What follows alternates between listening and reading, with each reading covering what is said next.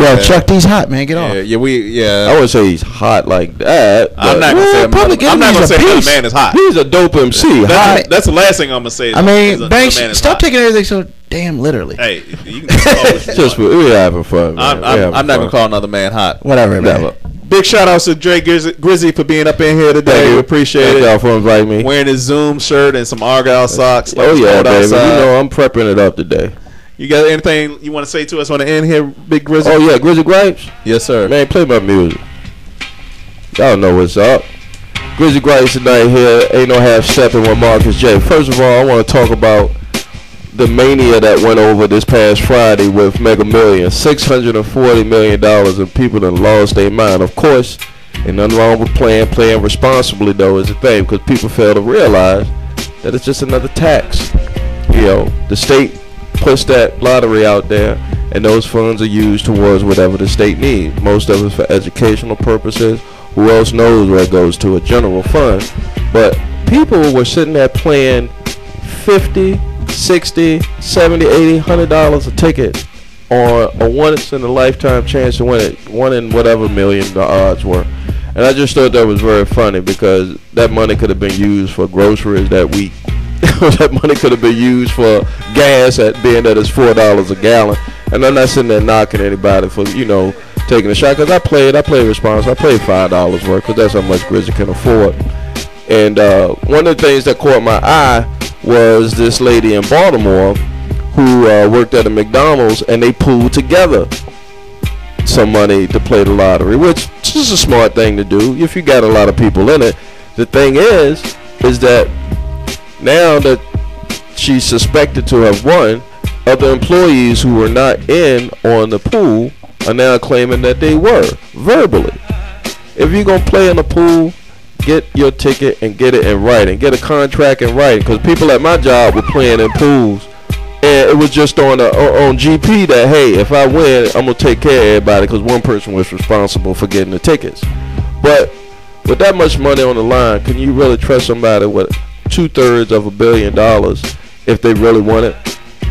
We live in America. People are really greedy, People might not want to share it, So I'm thinking, you got to be smart, lawyer up. I always said if I win it, I'm going to buy a whole Secret Service of bodyguards, a nice lawyer, and a good NRA membership. Because anybody in a Rottweiler, a Michael Vick Rottweiler, that's what I'm going to have if I win the lottery.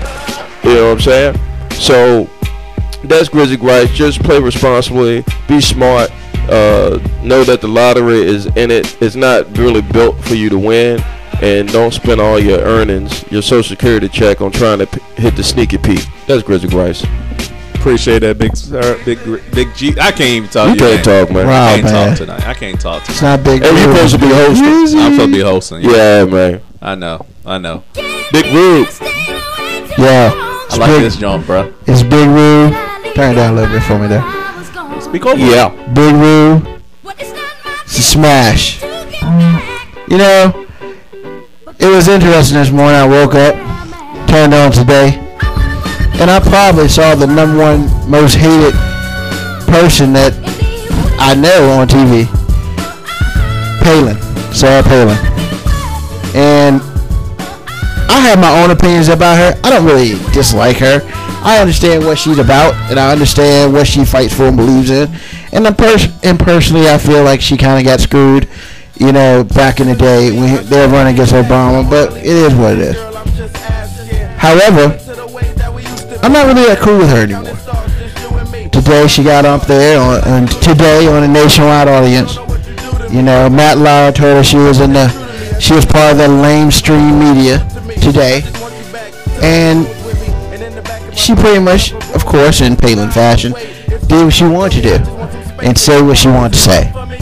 And Matt Lauer asked her about who do you feel is good to be the Republican national candidate for presidency. She was pretty much like, well, none of them really that good, but they're all better than Obama. And I thought about it. After she bashed Obama a couple more times, she bashed his socialist beliefs. She bashed everything. Matt Lauer was like, well, unemployment's getting better now. The gas is going down. So, do you really think people would not elect someone when our country is getting better? And she proceeded to talk about how much, you know, it really didn't matter because he was terrible. You know, I understand she's on Fox News and she can spout off pretty much whatever she wants and stuff on Fox News, and I get it. And I understand she went on national TV today on the biggest audience that she was up for vice president and pretty much said, you know, whatever she felt like. But in her words, it's hard to wonder, was she really mad at the Democrats? Or was she just really mad that a black man got the president before a woman? Now, as everyone knows who listens to the show, I am completely against all the automatic race, you know, automatic race stuff, automatic gender stuff.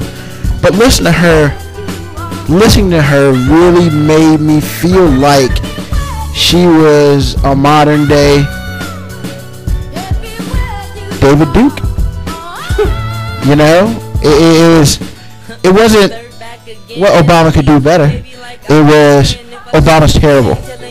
He was terrible, and we need somebody else other help. You know, I'm surprised she didn't say, hey, look, I'll take that pile of crap over there and to run the presidency other than Obama.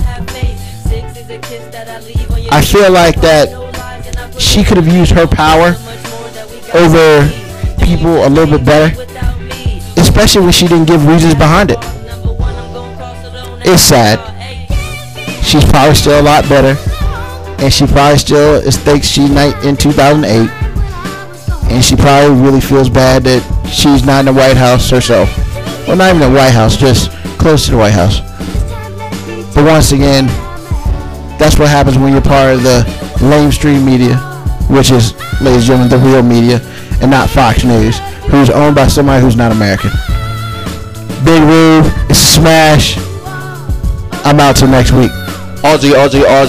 Oi. Well, I tell you, Big Rube, appreciate that. I don't even know what I'm going to talk about today. You being honest? I'm being honest. You know, just listen to your song. I'm listening to my song for just a minute. I had to change my son's fish tank the other day. What the hell?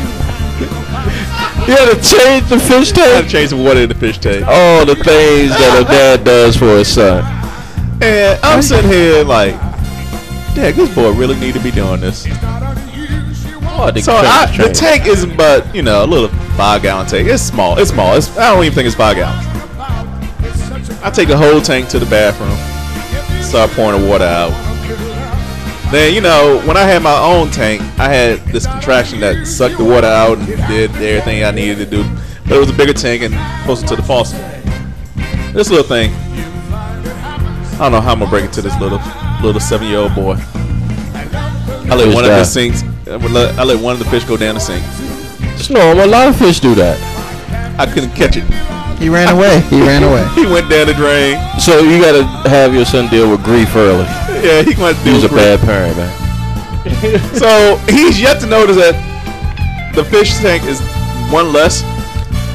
And there's only 2 fish in the tank as it is. So messed up. It's so bad. And I'm waiting for him to say, you know, Daddy, what happened to my fish? Where's Junior, Daddy? Well, Junior's already dead, and he's supposedly buried in the backyard when that was the first fish. He ain't last but a month. But Junior died, and I told him he was buried in the backyard. Then I told him he was buried in the front yard. Did y'all have a ceremony? Nah, he got flushed down the toilet, truthfully. Did you tell him that? No, he got buried in the front yard, then he got buried in the backyard. He got moved twice. He got an Osama burial. And then my wife said she wanted to call me out. And of course, Christian wants to go and find where he's buried at. I'm like, oh, I'm going to get you. I hate lying to my kid. Oh, you haven't been parent long enough. I mean, yeah, I might not have been, but it's sad. It's sad lying to a kid, even though it's just a damn fish. That's my little rant for the weekend. We out to next week. Chris, you got something you want to say? That's a good topic for next week's show. Do you lie to your kids as a parent? Yeah, you do. You never know. The fish roll might be better. No, thanks for having me down here. Y'all appreciate it. We're glad to have you. Shout out to Big K-Dub. Shout out to everybody that called us, checked us out on the fan page, get us on the Twitter. Ruben, hit us with the Twitter right quick. NOHLF Steppin. Take out the A on no half stepping. Phonetically. And as Marcus always says, in the abundance of water, the fool is still thirsty. Really? Until next week, have fun. Peace. Ain't got nothing. I ain't Peace, y'all. Peace, y'all. Later.